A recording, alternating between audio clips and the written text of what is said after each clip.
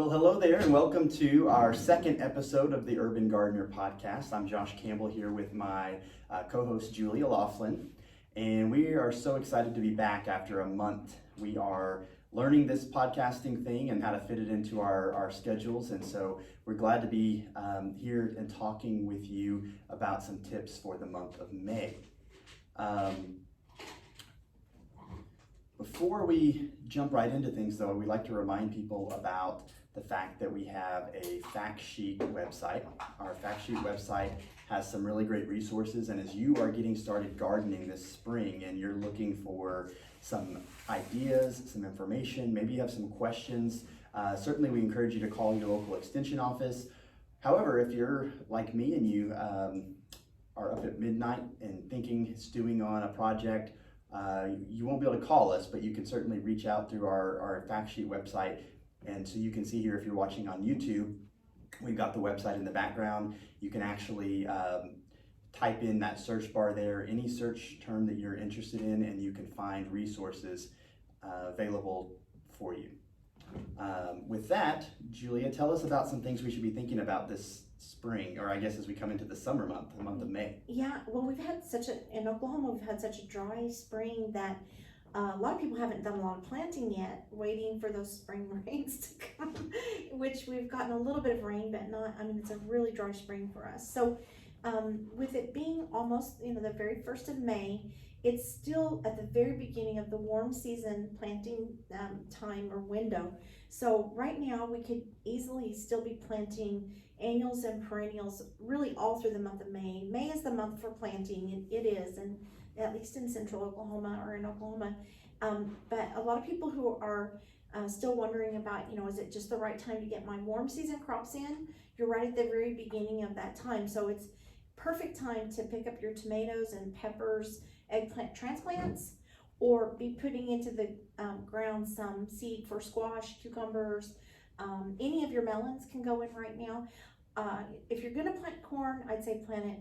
There's an old tip about corn is plant your corn early, and we're just at the very end of that time, so corn needs to be planted now. And a lot of that is with crops like that, or I think about okra, does that have a lot to do with soil temperatures then?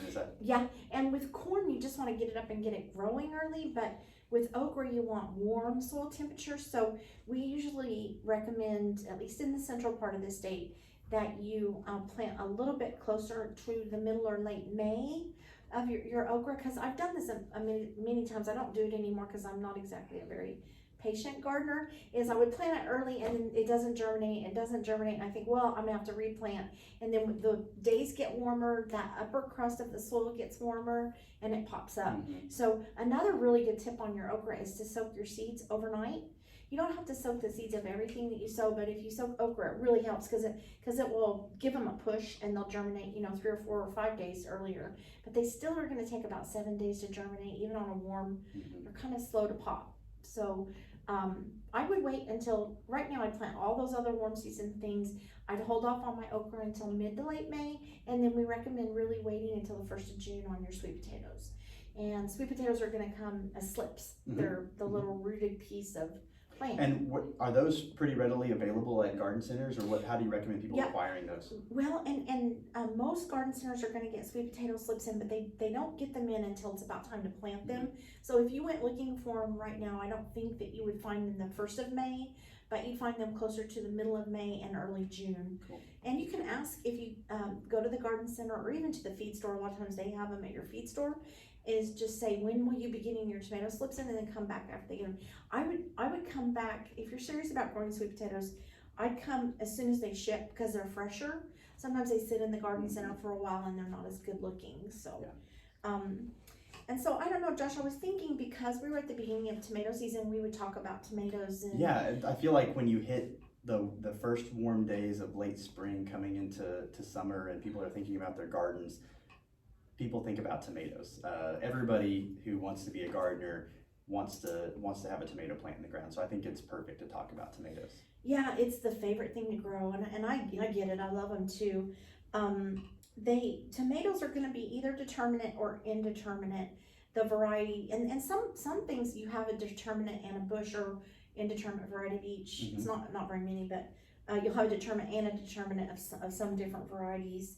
But this one is showing you a picture, if you're looking at our YouTube, of the determinate tomato. So that's the one that will make, and then it will just stop growing. It puts off one real hard flush, and then they really don't vine. They're bushy. So can you get them to push another flush of tomatoes by pruning them or doing something? It depends on the weather and the temperature, and if you got a good amount of fertilizer in there, you very often get a few more tomatoes. But it really is unlike you would see with the indeterminate varieties where they just keep flushing. Yeah, it's amazing how much a tomato will flush or throw off on that second or third harvest when they're happy and healthy. But a lot of times if we're getting too much rain, if it gets hot real early, they really don't. I mean, you get more tomatoes, but they don't flush real heavy. So it's a lot of it is not our fault. It's more the fault of the conditions, environmental conditions. And then I thought we talked just a little bit about planting.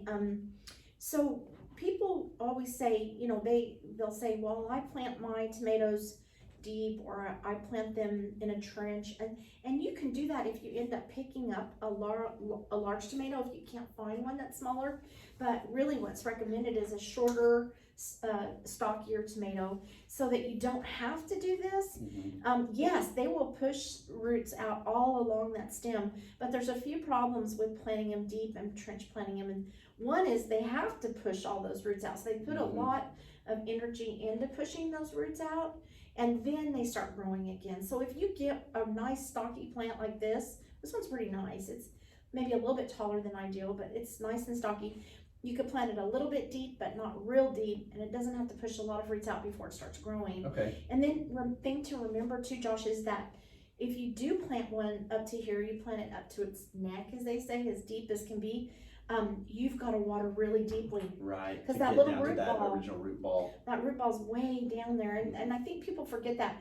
And then we have the Oklahoma wind comes whipping down the plain, and that little root ball's way down there dry, and then the leaves get wind blown, and the plants just wilt, and it's hard for them to recover.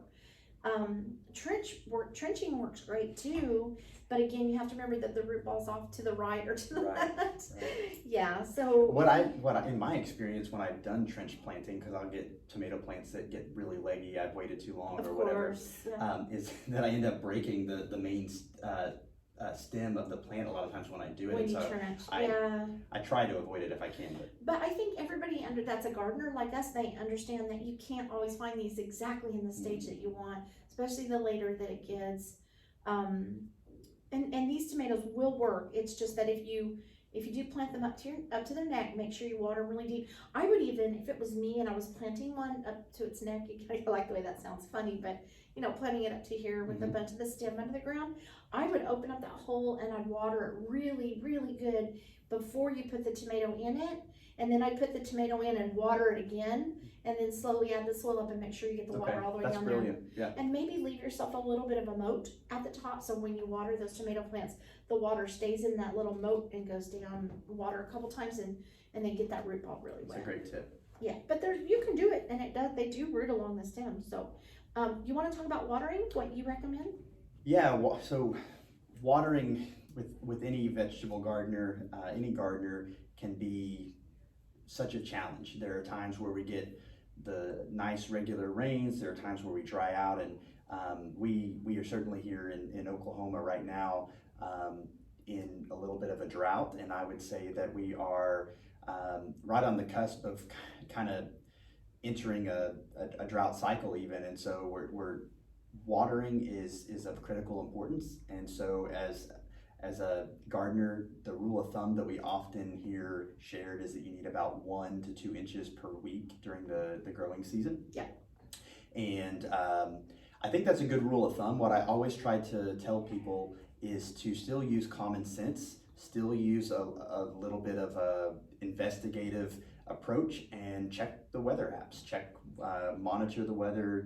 We here in Oklahoma, we have the Oklahoma Mesonet, which is one of the world's premier weather monitoring services, and you can actually check and see what soil moisture conditions are and what rainfall conditions have been. So use those tools, but in general, especially when we're talking annual vegetable plants, you're going to need regular, timely water.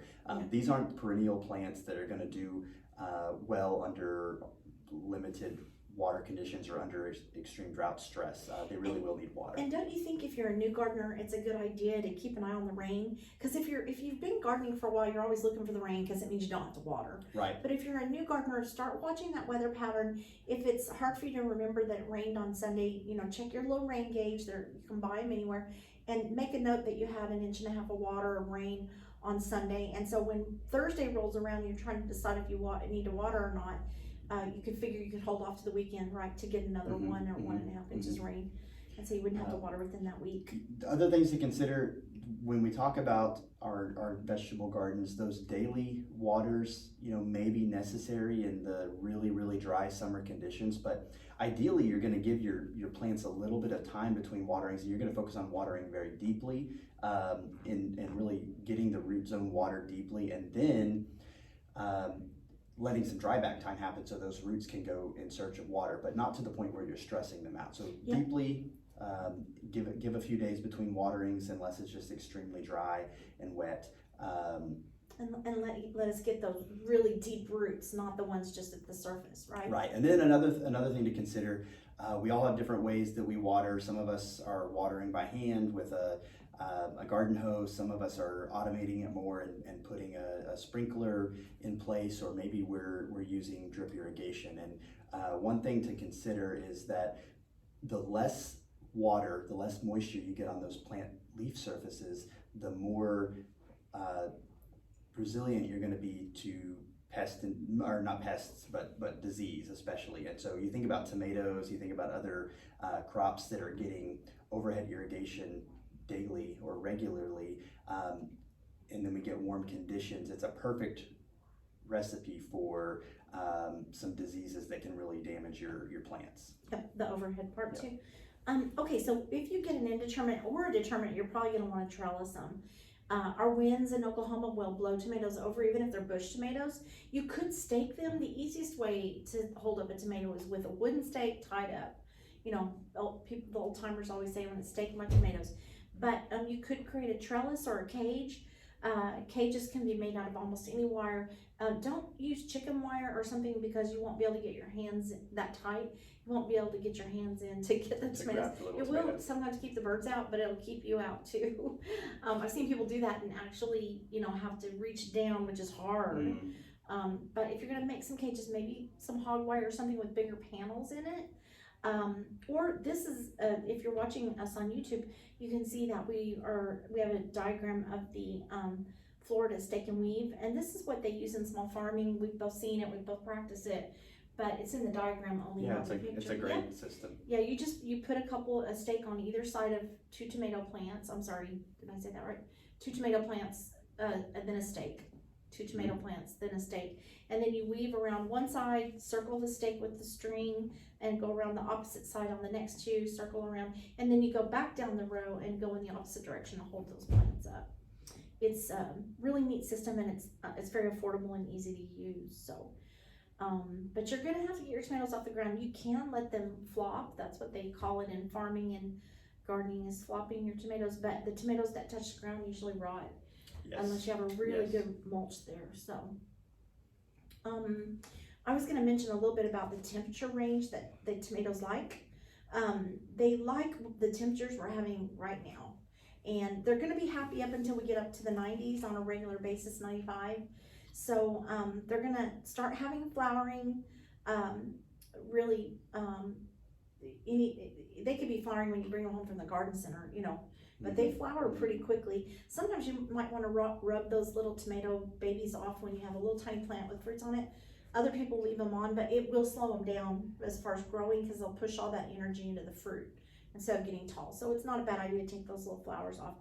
The real thing, and we'll talk about this probably on our June podcast, is tricking them into ripening. Because of our hot temperatures, there's a couple tips and tricks that we can show you that, or tell you about, that will make your tomatoes continue to ripen due to the heat. Because what happens is they get over 85 degrees and they ripen super slow, and also the pollen dies at high temperatures, so you don't get good fruit down set. dramatically. Yep. So just real quickly, would you how advantageous is shade then in a situation like that? If we get those real hot temperatures, will shade be the best solution to? Shade doesn't hurt anything. It gives the plant some relief, but they have shown that shade doesn't change the ambient air temperature, so you'd still have pollen knockoff if we got too hot. So that's just something to think about. I'm gonna let you talk about mulch on those tomatoes. Okay, well, mulch again is really important, and it goes back to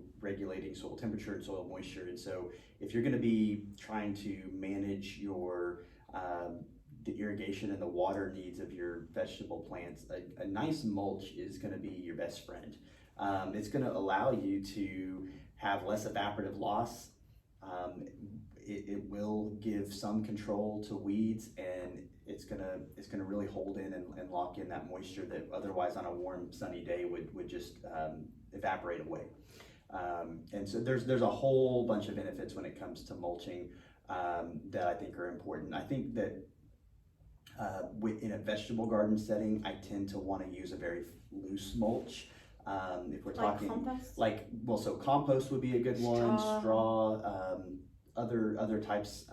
There are a number of different mulches that are out there. When I think about a vegetable garden, some of my favorites are straw, compost, a small top dressing. I like the way a garden looks with straw on it. Yeah, it's so I don't know beautiful. what it is. It's so just beautiful. pretty. And you can easily pull it back to work, Mm-hmm. and you can pull weeds out that have popped up through it easily if any pop out. But it gives you a lot of benefits. Well, the benefit, because you are the compost guy, the benefit to compost is maybe a little bit more organic matter, so a little bit of slow fertilizer too. Right.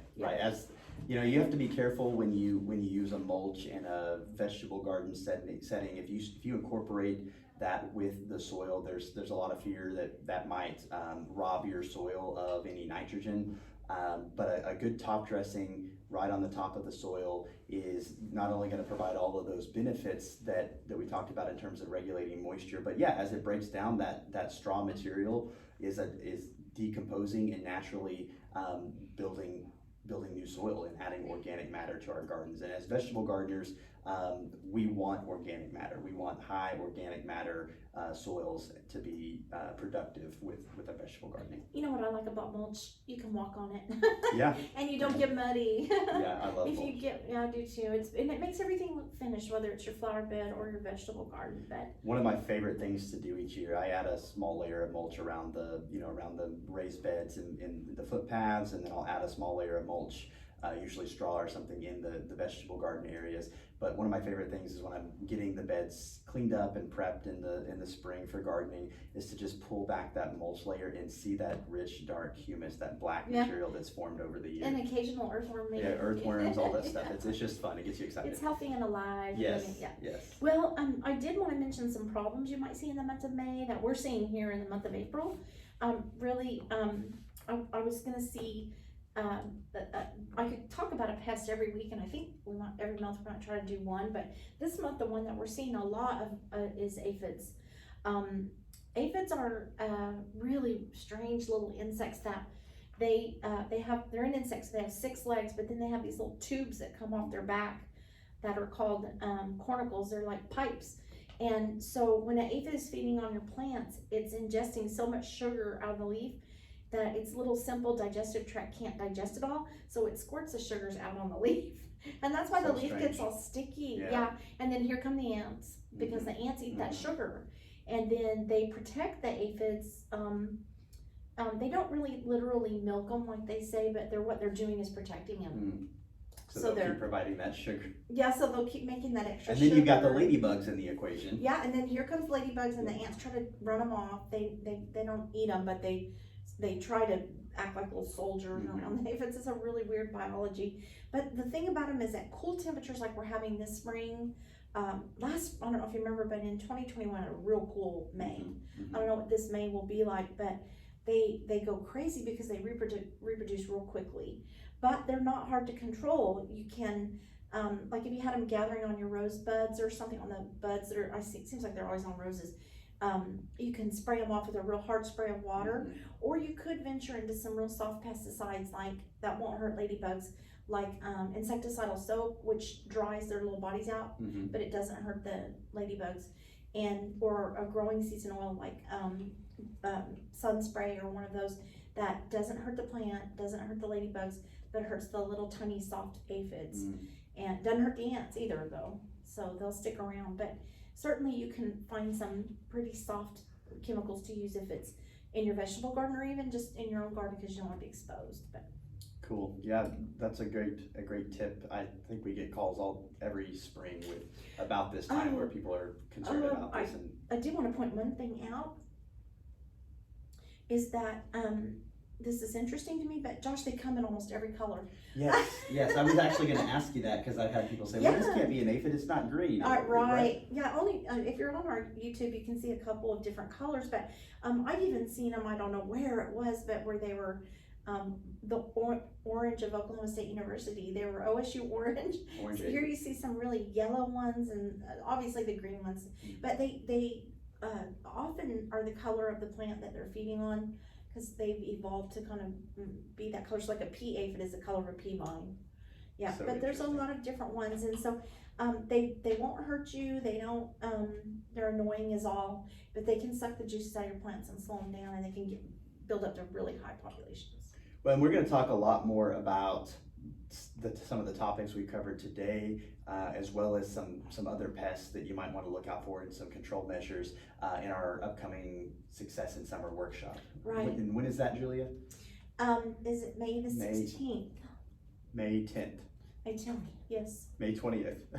We'll figure out the date here in just a second. Yeah, we'll put Diana's going to find it for us, yeah. and It's so embarrassing I didn't remember the date. But we will I have to edit this part, Josh. Nah, Yeah, it's May 20th. May 20th? Did I say 20th? No, I said 16th. May 20th. Yes, We'll say that May again. 20th, May 2022, we will be holding our Success in Summer. It's a part of our ongoing Four Seasons Living program. And every year we do the Four Seasons, and basically in the advance of that coming, a few weeks in advance of that season, we're giving you timely tips from both a horticulture gardener's perspective, also people that are interested in natural resources and more large-scale land management issues. And then we have our dietitian and FCS educator, Taylor Connor, who will come and cook a recipe using timely seasonal ingredients. And it's always a good time. Yeah, the recipes are always great. It's always fun, and we kind of highlight different things each time. So even if you've been in the past, it's always good to have a good refresher and a reminder of the things that you should be thinking about and looking at as we come into the next season.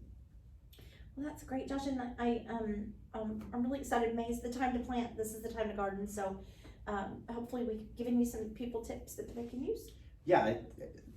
We are looking forward to continuing this podcast on at least a monthly basis and hopefully even more frequent than that. So please do visit our website, check out some of the events that we have upcoming, and we look forward to bringing you more timely tips very, very soon. Thank you for joining us.